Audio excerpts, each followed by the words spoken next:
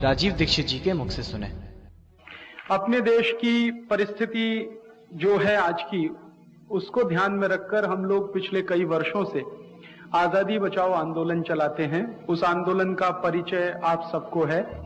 ये आजादी बचाओ आंदोलन 1984 में यूनियन कार्बाइड की दुर्घटना के बाद शुरू हुआ था। भोपाल में आप जानते हैं कि एक बहुत बड़ा हत्याकांड हुआ था, गैस कांड हुआ था, भोपाल गैस कांड जिसका नाम था। उस गैस कांड में 3 दिसंबर 84 की रात को 22,000 लोग मरे थे। उन 22,000 लोगों की मृत्यु के बाद हम लोगों ने आजादी बचाओ आंदोलन शुरू किया था।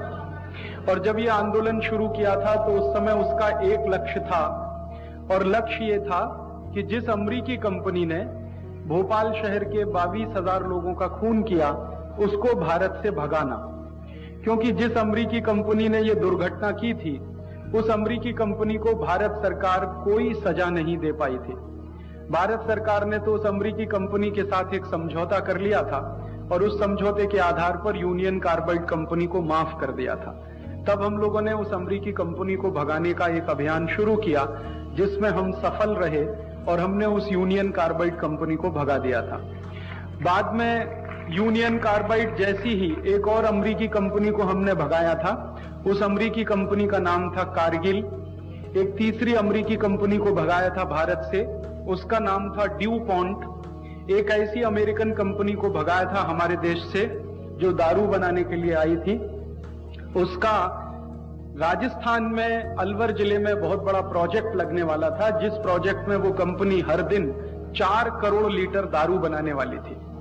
आप जानते हैं राजस्थान में भयंकर पानी का संकट रहता है, तो जिस क्षेत्र में पानी नहीं मिलता पीने को, वहां एक अमेरिकी कंपनी का दारू फैक्ट्री बने और उसमें 4 करोड़ लीटर दारू रोज बने और वो बाजार में बिके, तो वो हमें मंजूर नहीं था। हमने उस कंपनी को भी वहां से भगा दिया था। तो ऐसी कई अमेरिकी कंपनियों को भारत से भगाने का एक अभियान, इसी का नाम है आजादी बचाओ आंदोलन।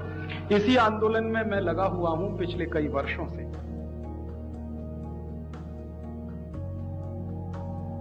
राजीव दीक्षित जी और उनके साथियों ने यूनियन कार्बाइड, ड्यूपॉन्ट, कारगिल आदि अनेकों विदेशी कंपनियों को भारत से भगाया। सन 1991 में डंकल प्रस्ताव के खिलाफ घूम घूमकर जन जागृति की और रैलियां निकाली। यह डंकल प्रस्ताव भारत के लिए घातक होने वाला था, क्योंकि इस प्रस्ताव के पश्चात अनेक विदेशी कंपनियों को भारत को लूटने की खुली छूट मिल जाती। फिर जब आर्थर डंकल, जो गेट करार का प्रमुख था, गेट करार पर हस्ताक्षर करवाने के लिए भारत आया, तब राजीव जी और उनके आजादी बचाओ आंदोलन के कार्यकर्ताओं ने आर्थर डंकल को दिल्ली हवाई अड्डे में पीटा था, जिनके लिए उन्हें तिहाड़ जेल जाना पड़ा था। आगे की कहानी आप उनके मुख से सुने। मैं एक बार गिरफ्तार हुआ, ऐसा तो होता रहता हम लोगों के साथ। जब ये गेट करार सही हुआ था तो एक अंग्रेज अधिकारी, एक यूरोपियन अधिकारी जिसका नाम था आर्थर डंकल, जिसने डंकल ड्राफ्ट बनाया था, वो भारत की यात्रा पे आया। हम लोग बहुत गुस्से में थे कि इसी आदमी ने देश का बंटाधार किया, सत्यानाश किया, गेट करार इसने सही करवाया, डंकल प्रस्ताव बनाया, इसको हम भारत में नहीं घुसने देंगे। तो हमने दिल्ली एयरपोर्ट पे उसकी पिटाई की थी। मैं थोड़ा अहिंसावादी हूं, लेकिन उस दिन मैंने अहिंसा छोड़ दी थी। आर्थर डंकल को हमने जूतों से पीटा था और एयरपोर्ट के लाउंज में पीटा था, पुलिस के सामने पीटा था, और उसको हमने भागने के लिए मजबूर कर दिया था। वो भागा था लाउंज से और रनवे पे दौड़ गया था। मैंने कहा था कि दूसरी फ्लाइट लेके फिर वापस स्विट्जरलैंड चले जाओ, यहां घुसने का नहीं दिल्ली में। तो पुलिस ने गिरफ्तार किया, क्योंकि वो भारत सरकार का मेहमान था। हमने कानून का उल्लंघन किया कि भारत सरकार के मेहमान की पिटाई कर दी, तो जेल तो होनी थी, तो हम जेल गए। जब मैं जेल में पहुंचा तो उस समय सौभाग्य या दुर्भाग्य जो भी कहो, किरण बेदी तिहाड़ जेल में थी। वो सुपरिंटेंडेंट थी वहां की, किरण बेदी। तो जब हम गए तो वो सब नाम नोट शुरू हुआ, जैसे मैनुअल्स में लिखा हुआ ना कि नाम कैदी का, बाप का, उम्र वगैरह सब। फिर ये कहा उन्होंने कि आप अपने कपड़े उतारो। एक पुलिस ऑफिसर आया, उसने कहा कपड़े उतारो। मैंने कहा क्यों भाई? उसने कहा आपका बॉडी मार्क चेक करना।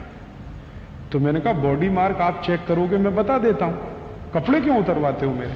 तो उसने कहा रूल है ये यहां का। मैंने कहा भाई बड़ा विचित्र है, तुम पूछ रहे हो, मैं बताता हूं मेरे बॉडी मार्क क्या है। मैं बताता हूं कि मेरी दाहिनी टांग पर तिल है, कि मेरे पैर में तिल है, कि मेरे कान के पीछे है या मेरी आंख के पीछे, मैं बताता हूं, तुम लिखो इसमें। उसने कहा नहीं साहब आप बताओ जरूर, लेकिन मैं आपके कपड़े उतरवाऊंगा और इसमें लिखा जाएगा कि मैंने कपड़े उतारे, चेक किया, तब वहां मुझे उनका बॉडी मार्क मिला। तो मैंने कहा मैं नहीं उतारूं तो उसने कहा कि मुश्किल हो जाएगी आपको भी मुझे भी। तो मैंने कहा मैं यहां आमरण अनशन पे बैठ जाऊं तो उसने कहा मेरी नौकरी चली जाएगी। मैंने कहा ये मेरा जो भारत देश में आजादी के बाद संविधान लागू होने के अंतर से मुझे जो मौलिक अधिकार मिला है वो आप अनहन कर रहे हैं उसका। तो उसने कहा भाई मौलिक अधिकार आप अपने बाजू में रखो, मुझे बॉडी मार्क चेक करना। तो फिर मेरी जब मुलाकात हुई किरण बेदी से, तो मैंने उनको पूछा ये बॉडी मार्क क्यों चेक करते हैं? तो उन्होंने कहा वो 1860 में कानून बना था, अंग्रेजों ने तय किया था, तो तब से चला आ रहा बॉडी मार्क चेक। तो मैंने कहा मुझे वो मैनुअल पढ़ना है। तो उन्होंने कहा और क्या करोगे आप यहां आके, यही तो खुरापात करोगे, शांति से तो रहने नहीं दोगे। मैंने कहा आपने गलत आदमी को गिरफ्तार किया, अब आप मेरे जैसे आदमी को यहां रखेंगे तो कुछ तो सहन करना ही पड़ेगा आपको, नहीं तो मुझे रिहा कर दो आप। तो उन्होंने कहा वो तो जल्दी हो नहीं पाएगा। तो मैंने कहा मैनुअल्स मुझे देखने हैं कि ये 1860 में अंग्रेजों ने तय किया तो क्यों तय किया। तो उसने बड़ी मेहनत की बेचारी ने, फिर वो लेके आई मैनुअल्स अगले दिन सवेरे, वो मैंने पढ़ा। तो उसमें लिखा हुआ था कि भारत का कोई भी कैदी अंग्रेजी अधिकारी के लिए कैदी से ज्यादा गुलाम है और उसका अपमान होना ही चाहिए, इसलिए आपको कपड़े उतरवाने पड़ेंगे। बॉडी मार्क चेक करना कम महत्व की बात थी, आपका अपमान करना है वो महत्व की बात है। तो अंग्रेज अपमान करते थे हमारा क्योंकि हम उनके गुलाम हैं, तो गुलामों का अपमान कदम कदम होना ही चाहिए, ये अंग्रेज मानते थे, नहीं तो गुलाम भड़क जाएगा। अंग्रेजों की थ्योरी थी कि जिनको आप गुलाम बनाते हैं हर कदम उनका अपमान करना आपका धर्म है, नहीं तो वो गुलाम आपके खिलाफ बगावत कर देगा। तो हर कदम उन्हें हमारा अपमान करना था, इसलिए उन्होंने बॉडी मार्क चेक करने का कानून बनाया। और हमारी ये मूर्ख सरकारें 54 साल में उस कानून को बदल नहीं पाई आज तक, वो आज भी है कानून। कोका कोला और पेप्सी जैसी हानिकारक पेय पदार्थों के खिलाफ अभियान चलाया और कानूनी कार्रवाई भी की। सन 1991 में राजस्थान के अलवर जिले में केडिया विल्सन कंपनी के शराब कारखानों को बंद करवाने में अहम भूमिका निभाई थी। इस घटना में गोलियां भी चलाई गईं, जो कि उनके पास खड़े साथी को लग गई थी। फिर भी उन्होंने हार नहीं मानी। उन्होंने गांव वासियों को ऐसा प्रोत्साहन दिया कि अंत में उन्हीं की जीत हुई।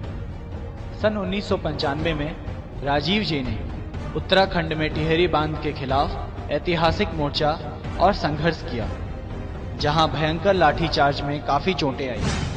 टिहरी पुलिस ने तो राजीव जी को मारने की योजना भी बना ली। घायल होने के बावजूद भी उनका संघर्ष जारी रहा, परंतु अंत में भारत सरकार ने बलपूर्वक बांध बनवाया। यह बांध 2006 में बना।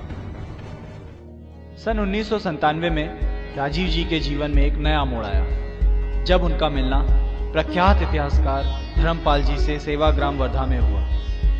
धर्मपाल जी यूरोप में काफी वर्ष अध्यापक रहे हैं। उनके सानिध्य में रहकर अंग्रेजों के समय के ऐतिहासिक दस्तावेजों का अध्ययन करके देश को जागृत करने का काम किया और ऐसे दस्तावेज लोगों के सामने रखे जिन्हें लोगों ने पहले कभी नहीं सुना था, क्योंकि यह सारे दस्तावेज धर्मपाल जी ने इंग्लैंड की लाइब्रेरी से काफी मेहनत के साथ इकट्ठे किए थे। राजीव जी ने भारत में घूम घूम कर भारत का गौरवशाली और ऐसा सच्चा इतिहास लोगों को बताया जो पहले किसी को पता न था। इस घटना